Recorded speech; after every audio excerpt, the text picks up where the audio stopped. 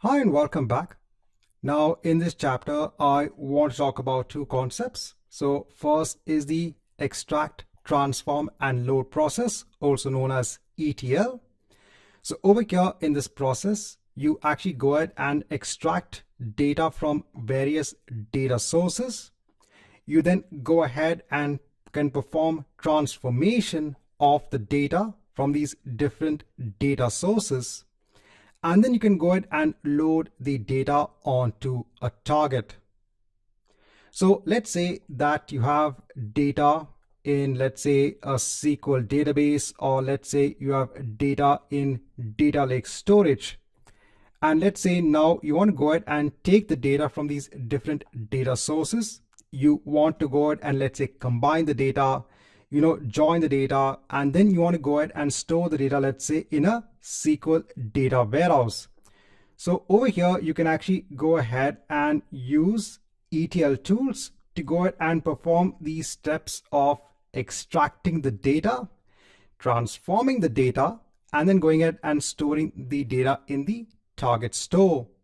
So instead of you actually going ahead and developing your own application or writing code to perform this entire process, you can go ahead and make use of tools that are available in the market.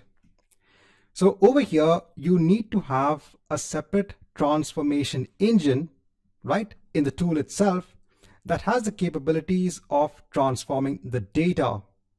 Over here, the various operations that can be performed by the engines can include filtering, sorting of your data, aggregating, etc. Some of the tools that you can use over here is Azure Data Factory. You can also go ahead and use SQL Server integration services.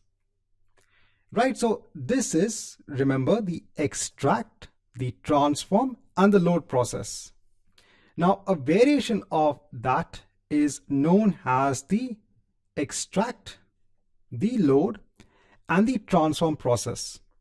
So over here, the data is extracted, it is loaded onto the target data store, and in the target data store, the transformation is carried out.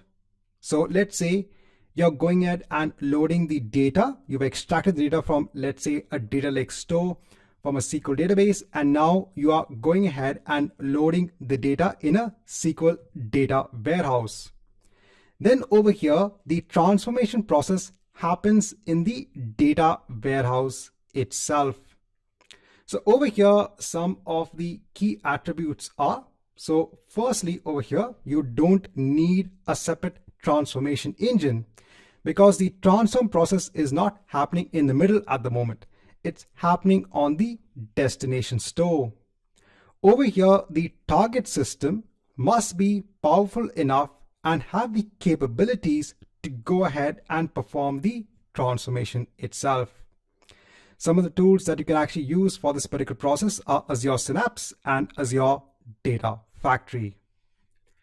Right, so in this chapter, I want to go through those two important concepts and the key differences. So first was the extract, transform, and load, and the other was extract, load, and transform process.